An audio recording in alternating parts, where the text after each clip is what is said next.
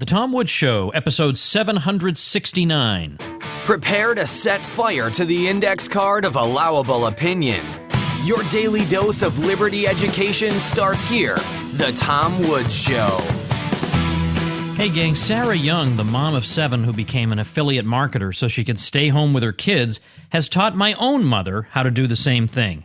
And she and her business partner, Andrew Hansen, are holding a special webinar for my listeners to show how it's done. November 3rd, 2016. So sign up and grab your spot at tomwoods.com/Andrew. Folks, if you're like me, you get more email than you can cope with, and you frankly don't know what to do about it. Well, do what I do. Use SaneBox to declutter and get your life back. Check it out at SaneBox, SaneBox.com/Woods.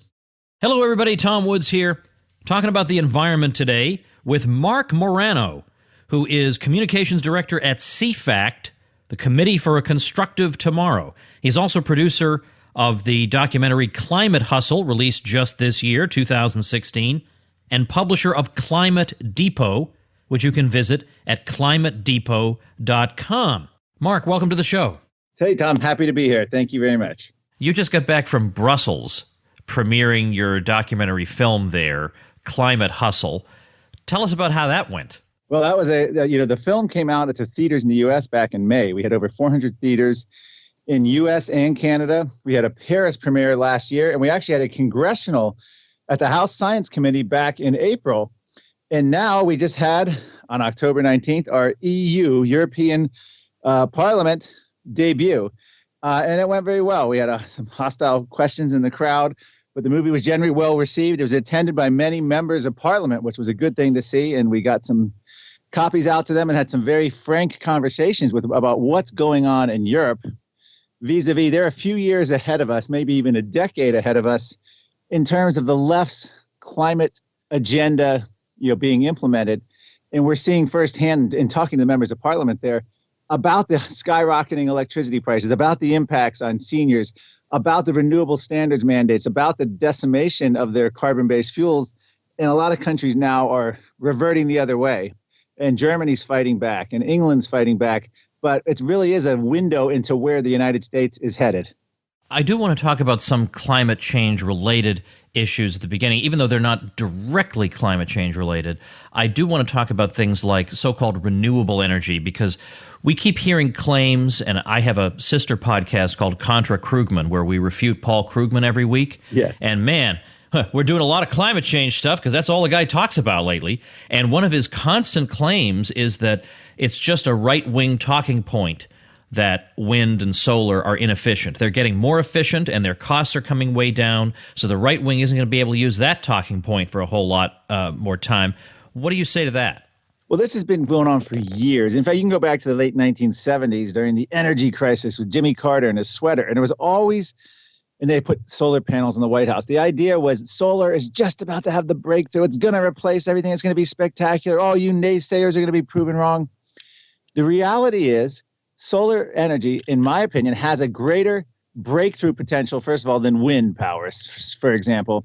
And solar may end up coming through someday. However, it's not there yet. And we know it's not there yet because after tens of billions of dollars in subsidies by our own government, by governments around the world, solar isn't just stepping up, so to speak. Now, it could be people say, oh, it's increased this capacity. It's growing in leaps and bounds.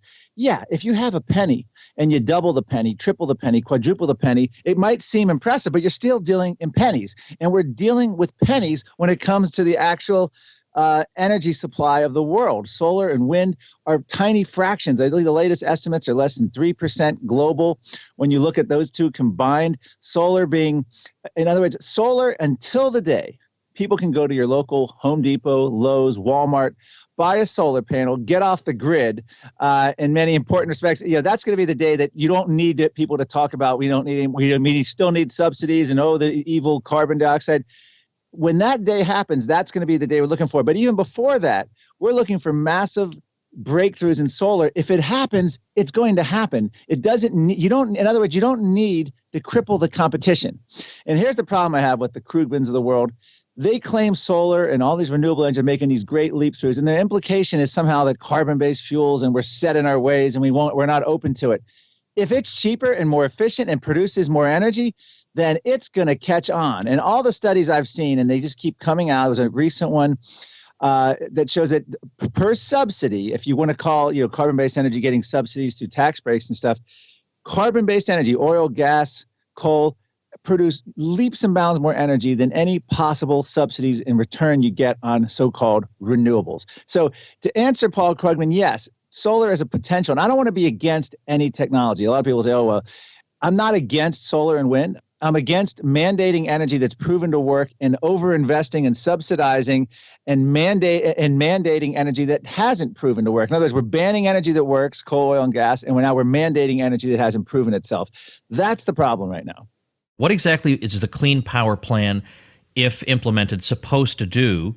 And how could you oppose something called the Clean Power Plan? Yeah, what this is, and it's that sort of that name that tricks you into thinking, oh, well, who could be opposed to clean power? No child left behind. What, do you want to leave children behind? Yes, and here's the deal. In 2003, 2005, 2007, 2008, 2009, up to 2010, they had tried to ram climate bills through the United States Congress and Senate. And I mean, they being the climate global warming lobby, if you will. And they failed spectacularly every single time. The most success they had was 2009. The House actually passed the bill, and it went on to the Senate. But after it passed the bill, the congressmen, including Democrats like Colin Peterson in Minnesota, Republicans like Mike Castle in Delaware, went home to their districts. And this was the birth of the Tea Party. It was Obamacare and then the climate bill were the two driving factors. But these congressmen were ridiculed, Democrat congressmen in their home districts, ridiculed, laughed, jeered at the town hall meetings back in their state for saying why they voted for the climate bill. The audience laughed and jeered. After it was over, Democrats said, I would never vote for that kind of a bill again. They took such a beating in their home district. So what happened? Harry Reid never even submitted the bill for ratification in the Senate, not for ratification, but for a vote in the Senate. Now, why am I bringing up all this old cap and trade stuff? You asked me about the EPA's Clean Power Plan. Ha! There's a reason behind my method. It's very simple. The EPA decreed that carbon dioxide was a pollutant based on their own, predetermined finding. They needed to do that to make an end run around Congress. By doing that, by saying that what we inhale oxygen, we exhale carbon dioxide from our mouth, humans do. By saying that what we exhale from our mouth is now declared a pollutant by the United States government, President Obama could then do an executive order bypassing Congress, and the executive order was the Clean Power Plan, which was derived from it. And now they essentially have a climate bill without a single vote of Congress. But it's even worse than that. Not only without a vote of Congress, but even worse than that was the public was completely unaware that this had happened. In other words, the Capitol Hill switchboards lit up like crazy when the previous cap and trade bills came up for a vote, and they were overwhelmingly against it. But the politicians were forced to vote for it because of the Obama administration at the time when it passed the House in 2009. Well, it never was submitted for a vote in the Senate. So what happened was President Obama did the executive order, which led to the Clean Power Plan, which did carbon dioxide as a pollutant. In other words, we inhale oxygen, we exhale carbon dioxide as humans. That's now declared a pollutant. Our breath is declared a pollutant by the United States government. So what they've done is they've gone in now and they're going after coal. They're pretty much significantly shutting down coal. They're going after fracking next. And it's through these, if you will, policy wonk, arcane regulations, boiler max standards at power plants, all kinds of regulations that are technical jargon that they're using to shut down energy that they deem politically incorrect, for lack of a better phrase.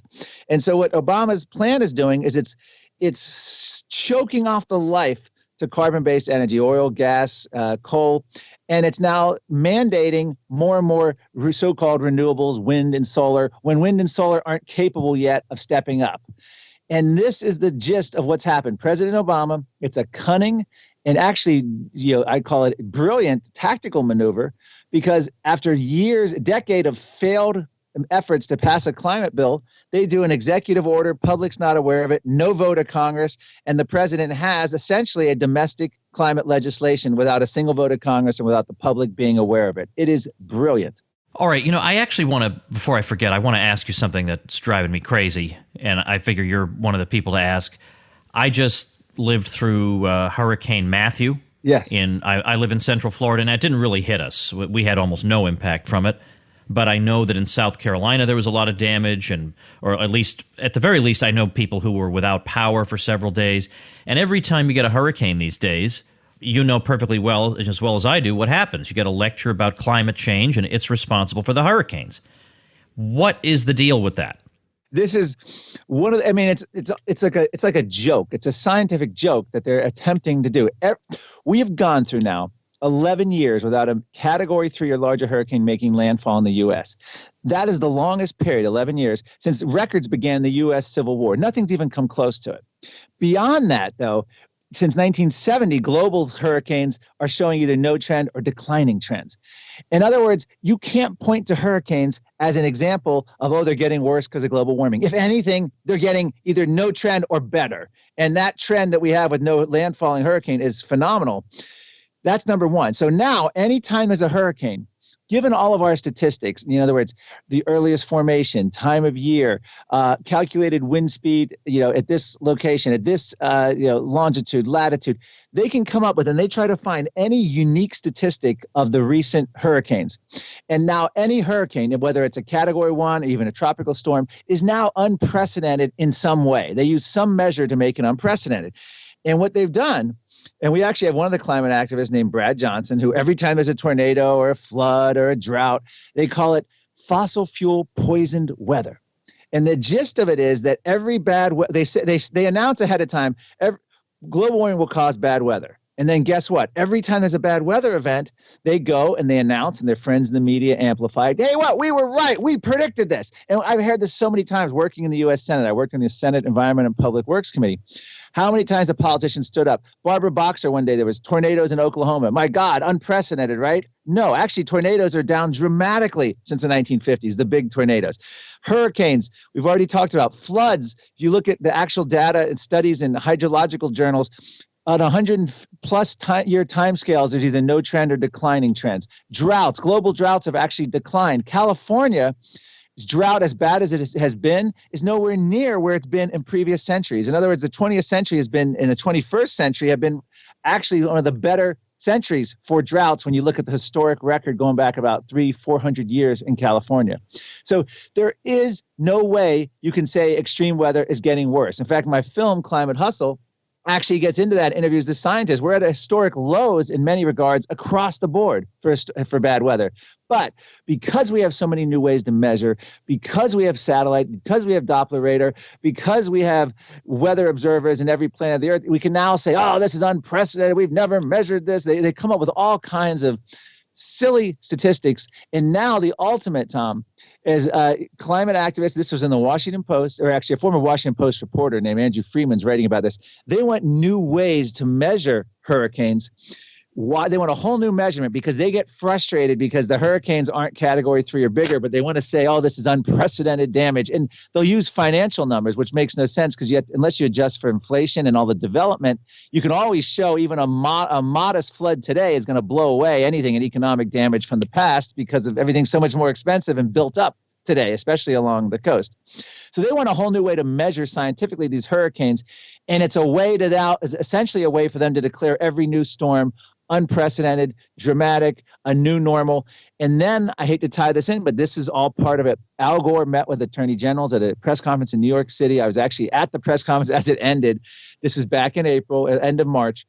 And their new goal is to tie weather events to global warming and then have states' attorney generals sue energy companies to say, you made those tornadoes worse. You made that hurricane that hit us worse. You made those floods worse. Fossil fuel poison weather. And it's going to be turned into a shakedown of fossil fuel companies. Wow. I did not see that coming, but man, I should have. Let's think of the cigarettes. Now, cigarettes might be more legitimate if tobacco executives knew. I haven't studied the history of the tobacco industry, but it's that same model. They're trying to tie carbon dioxide, a trace essential gas, into nicotine and tobacco and a cancer-causing agent. That's what they're trying to do metaphorically. So with the cigarette settlements, they went in all the healthcare costs, and they were able to get huge settlements out of the tobacco industry. Well, they're looking at it, and this is where the RICO statutes come in. They want to go after racketeering for energy company CEOs and even skeptical scientists.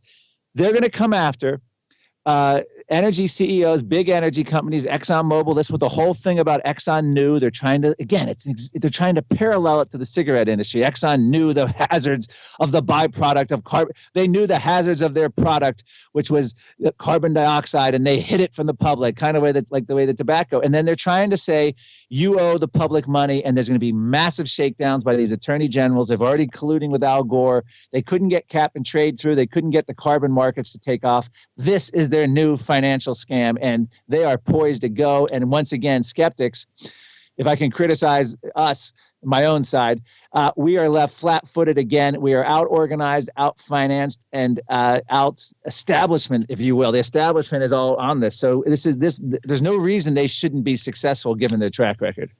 All right, I got some more juicy stuff for you. Let's pause first to thank our sponsor. Folks, at the end of the year, your email inbox gets crazier than ever. You got all this political stuff, you got all these promotional emails for Christmas gifts. You want to just get rid of it all and never hear from them again. Well, that's one thing SaneBox can do for you with its Sane Black Hole folder. Or you got a lot of busy friends now at the end of the year. Are you sure they're getting back to you when you write to them? And then you got to balance in your head, all right, I wrote to this one, did I write to that one, did they get back to me? Well, there's a special folder with SaneBox called Sane No Replies. And it reminds you of emails that have not been replied to. There are all kinds of tools SaneBox makes available to you, and in general, it helps sort out your important email from your not-so-important email and saves you time. I use it myself and swear by it.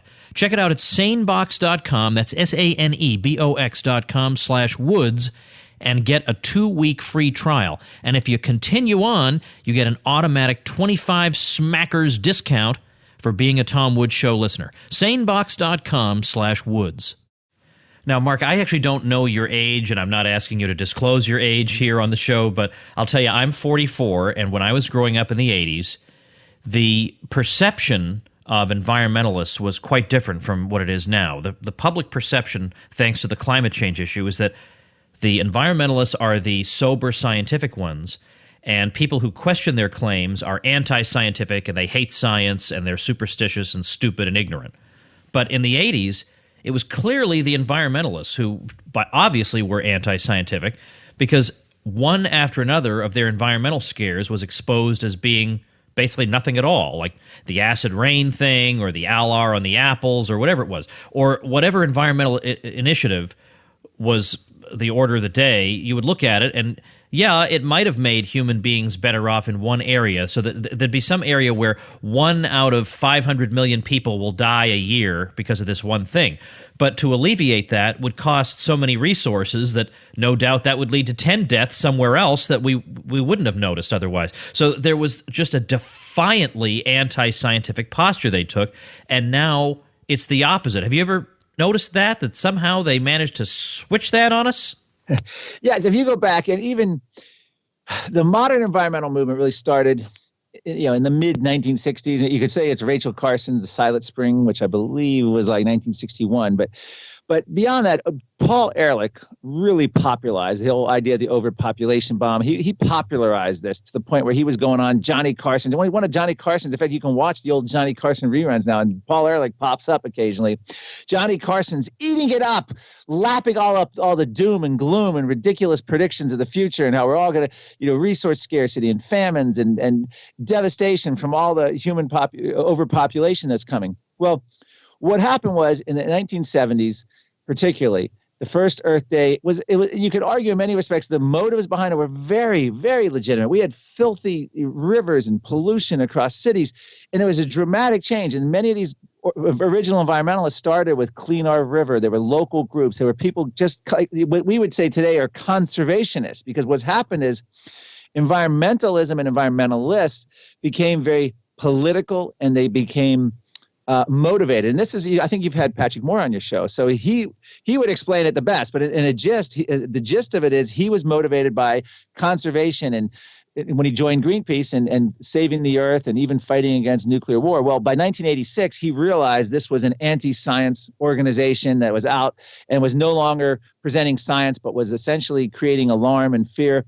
And that's what happened with the environmental movement. And one of the things you can say, whether you're talking about Save the Amazon, which I did a documentary back in the year 2000, if you remember, the 80s and 90s weren't about global warming. It was all about the Amazon rainforest and how many football fields a minute. You had Hollywood getting involved, films like Fern Gully for children.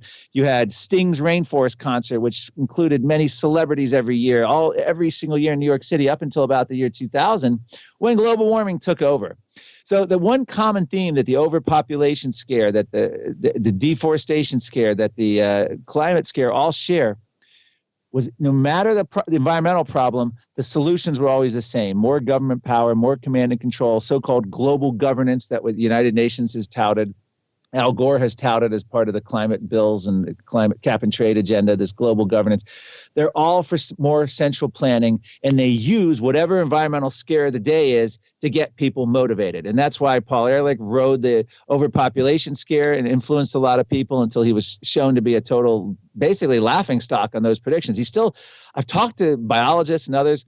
They really respect the work of Paul Ehrlich outside of the area of overpopulation. So he was a competent scientist, but he's someone who loved the extremes, loved the limelight, and loved exaggeration and just making up bold predictions of doom. He became, I can't remember the word for it, but someone who revels in doom and gloom. It's an amazing thing. And these are competent scientists who allow themselves to just wallow in nonsense in order to get attention. I do want to ask you about CFACT and your documentary, but one more thing. With your group, CFACT, which is the Committee for a Constructive Tomorrow. Is that right? Yes. And my website is climatedepot.com. It's like Home Depot, except Climate Depot. That's the daily news. And the website for the film is climatehustle.com, HUSTLE. All right. So I'm going to link to all those things at tomwoods.com/769. But I would just want to clarify that this CFACT group does more than just climate change related things. It's intended to be an answer to the environmental movement across a wide spectrum of issues. So give me an example of something that has nothing whatsoever to do with climate change, but that you guys have written about. Well, actually, CFACT's been around since 1985. And it's essentially a free market, if you will, environmental group. We believe you can have development coinciding with a healthy environment. And that's one of the things left out of traditional environmental movements is the development part, is the human factor, because all they want to do is ban and stop progress in that regard and make the environment all consuming. We've gone to villages in Cancun. We've given out done different various food projects there. We have a humanitarian mission in Africa with Uganda and other places. We've done multiple things like that. We do eco summits around the world, and we try to do essentially a free market approach to environmentalism to contrast with all the first of all the twisting of science to doom and gloom, and also to the stuff that the solutions harm the people. And we're dealing with 1.2 billion people who have running water and electricity in the world, and they're talking about limiting their carbon dioxide emissions. And I even talked to, when I was at the EU Parliament, one of the dissenting people, one of the global warming activists in the audience who was really upset with the film. We were talking about Africa and development, and they just seem to think that people can't develop the way we can. In other words, it's a white, wealthy Western world telling Africans they can't have what we have because the earth can't handle it, and we're facing a climate catastrophe. And that's the shocking part. What's even more shocking, by the way, Tom, is the United Nations is admitting that this isn't about the environment. They've actually said they want to redistribute wealth by climate policy, that climate agenda is not even related to the climate policy isn't related to climate. It's actually a social engineering. The EU Climate Commissioner, who I talked to many people about when I was in Brussels Parliament, has said that even if they're wrong on global warming, they're doing the right thing by policy. And this goes back to, it doesn't matter whether we're facing a catastrophe or not. What matters is that they centrally plan our economy using the environmental scare. That's what's shocking. They've actually admitted that. And this is what we're facing here is an agenda. And it goes back, again, it's a scare agenda. They're using global warming to create central planning, and groups that I'm involved with, like CFACT, are trying to expose that, and we're trying to show that there's another way. In other words, even if you faced a climate catastrophe, you wouldn't want to go with United Nations central planning approach. That would limit human achievement, endeavor, technology, which is what you would want to unleash if you were actually facing some kind of catastrophe. Thank God we're not actually facing it, because if we had to rely on the United Nations and the EPA to save us, we would be doomed. All right, now take a few minutes to tell us about your documentary, which I haven't seen yet, and I didn't realize was out, but I will watch it, and then we could maybe talk about it. Tell us what the gist of Climate Hustle is, and let me just ask you what anybody would ask you. Are you saying there is no global warming? And regardless of what your answer to that question is, what is the point you're trying to drive at in the movie? Okay, yeah. The question is, is there global warming?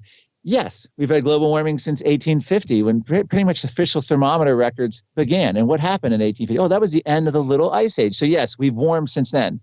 Have we warmed since the 1930s? That's questionable. The 1930s, according to the EPA, all the high temperature records for cities across the U.S. were set. We may have actually cooled since the 1930s. Have we warmed since the 1970s global ice age? Yes, we have warmed since the 1970s. Have we warmed since the medieval warm period? Well, we've either flatlined or possibly cooled since the medieval warm period of 900 to 1300 AD. Have we warmed since the Roman warming period? Well, we probably cooled since the Roman warming period. So when someone says, is there global warming, you got to know by time scales. And also, we have not, since 1998, we're statistically no significant global warming. Now, this year, they've done, it's an amazing thing, Tom. They actually gone through this, the land-based temperatures, they've adjusted so much. They've gone back and cooled the 1930s to actually show a warming trend, number one. And they've gone in the satellite data was not altered, and it showed showed the global warming pause. And then last year they actually went in, or earlier this year, they went in and adjusted those now. They back adjusted. It's like a company losing money. You hire an accountant and they go back and fix your books to show you're making money instead of losing money. That's what they're doing with the temperature record. But that's another point. To answer your question about the film, it essentially says there are hundreds of factors influencing climate. Carbon dioxide is but one of the hundreds of factors. The idea that picking one of the hundreds of factors and selecting at the margin the human contribution to CO2, and then saying we can fiddle with the temperature and come up with a 2-degree limit, we can alter the path in storms and frequency and come up with legislation to address that, while having a huge human impact on development. We actually have the opening scientists in the film say it's scientific nonsense. So to answer your question, yes, there's a human input on global warming, but as one scientist says, it's the human impact is so insignificant that you can't distinguish it from natural climate variability. We have not been able to distinguish the human from, in other words, nothing unprecedented is going on right now, whether you're talking temperature, storms, even ice. In fact, if you look at the geologic history of the Earth is in one of the 10% coldest periods of our history. In other words, 90% of the Earth's geologic history, it has been warmer than now. You could not support ice at both poles during 90% of the Earth's history. And CO2 is actually at historic low levels, record low, a CO2 famine in the geologic record. So we have geologists, we have physicists, climatologists, we have former United Nations scientists who've turned against the UN. You'll see lead authors of the UN basically ridiculing the United Nations claims now. And we also focus most significantly, I think, on politically left-leaning scientists who voted for Gore, scientists who endorsed President Obama, scientists who are French socialists, who then looked at the evidence and reversed themselves and announced why they reversed themselves. And it's fascinating stuff to watch. Plus, we have a whole bunch of humor about all the ridiculous tipping points on the whole section I call climate astrology, that goes into how every weather event is caused by global warming and how global warming is even affecting the dead. And you'll see all that in the film. So climatehustle.com is the film site, so people should go there. We got your site, climatedepot.com, and then cfact.org. It's a lot of stuff. So where should people go first? I don't want to get you in trouble with the CFAC people. Keep it simple. You go to climatedepot.com and you can order the film. You'll follow the links there. We have a big ad up. All right, there. Yeah, you can't miss it. Can't miss it. All right. Well, and then, of course, you could always go to tomwoods.com/769 if you're driving around. You can't remember any of these website names. 769 is the episode number, and you can get all the stuff linked there. All right, Mark, thanks for your time today. I appreciate a lively guest, by the way. If only more guests could be the way you are, my life would be a heck of a lot easier. Thanks a lot. Thank you very much, Tom. I appreciate it. All right, I've got a very interesting site. This one is created by a listener who also happens to be a good friend. He's the communications director of the 10th Amendment Center. It's our friend Michael Meharry, who's actually been a guest here on the show. And he's got a brand new website, and it's called godarchy.org. Now, I've known Mike Meharry for a while. I didn't know him back in his old days before he moved to the 10th Amendment and sort of became more libertarian. but he describes himself as a refugee from the religious right. And he says here at godarchy.org that he really came to accept the non-aggression principle.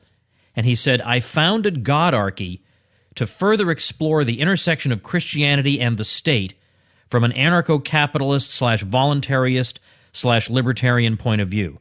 Well, apparently I'm not staying in contact enough with Mike because I didn't know he had moved in this direction, so that's very interesting to hear. And he says, I don't claim to have all the answers. My goal here is simply to add to the discussion and present an alternative to state-centered thinking and solutions that dominate Christianity today. So check out godarchy.org. I will link to it as the listener website mentioned at tomwoods.com/769. And remember, you can get a shout-out like this and all my goodies if you start your website through my link. So check out my link before you do anything at tomwoods.com/publicity. All right, that's it. See you tomorrow. Become a smarter libertarian in just 30 minutes a day. Visit tomwoods.com to subscribe to the show for free, and we'll see you next time.